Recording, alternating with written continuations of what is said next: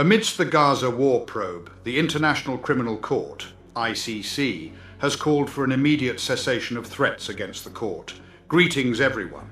Today we will be delving into the subject of the International Criminal Court ICC and its call for the cessation of threats directed towards its personnel in connection with an investigation into the Gaza conflict. The prosecutor's office of the ICC has issued a cautionary statement against acts of intimidation, emphasizing that such behavior could impede the fair administration of justice. It has been reported that potential arrest warrants may be issued for Israeli officials regarding their actions in Gaza, leading to opposition from Israel and its allies. The court's inquiry encompasses allegations of war crimes committed by both Hamas fighters and Israeli forces. Now, without any further delay, let us commence our discussion.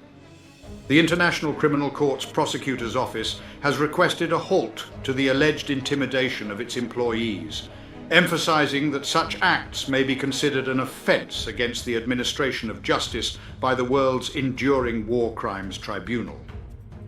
In a statement released on Friday, the office of ICC prosecutor Karim Khan, located in The Hague, emphasized the urgent need for any efforts to obstruct, intimidate, or exert improper influence on its personnel to come to an immediate halt.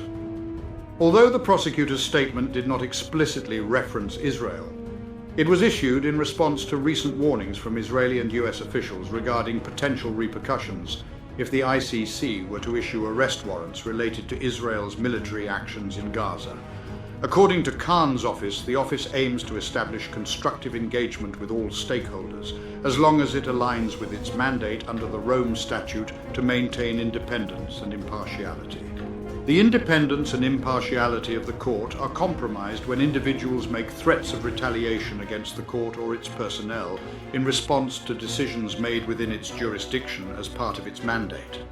According to reports, the ICC's structure and jurisdiction, as outlined in the Rome Statute, explicitly forbids any form of intimidation or threats directed towards the court or its officials. Recent media coverage has suggested that the ICC may potentially issue arrest warrants for Israeli government figures, such as Prime Minister Benjamin Netanyahu, due to their actions in Gaza. Individuals can face prosecution by the court for suspected war crimes, crimes against humanity, and genocide.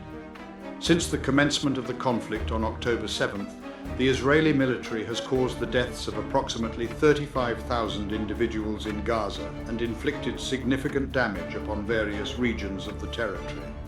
The revelation of potential ICC charges against Israeli officials resulted in a strong backlash from the nation and its supporters in the United States.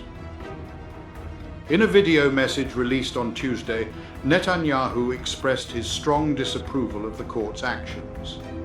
He emphasized that Israel relies on the leaders of democratic nations to firmly oppose the ICC's unwarranted attack on Israel's fundamental right to protect itself. We anticipate that they will utilize every available resource in their possession to prevent this perilous action. A number of lawmakers in Washington urged President Joe Biden to step in and prevent any potential action by the ICC targeting Israel. Democratic Senator John Fetterman expressed concern this week, stating that if the ICC were to proceed with this course of action against Israel, it would severely damage the judicial and moral reputation of the institution. In a demonstration of the Biden administration's continued dedication to Israel, they called upon President Biden to intervene and subsequently lifted the US sanctions against ICC officials that were previously imposed by former President Donald Trump in 2021. While Israel and the US have chosen not to ratify the Rome Statute, it is worth noting that Palestine, as a permanent observer state at the United Nations, has willingly embraced the jurisdiction of the court. Since 2021, the court has been conducting an investigation into potential violations committed by Israel in the occupied Palestinian territory. Khan and his team are actively looking into accusations of war crimes amidst the ongoing conflict in Gaza. During the month of October, Khan stated that the court possessed the authority to address potential war crimes committed by both Hamas fighters in Israel and Israeli forces in Gaza. To support our channel's growth and ensure broader awareness, kindly hit the like and subscribe buttons. This will help us reach more individuals and disseminate valuable information. Thank you in advance.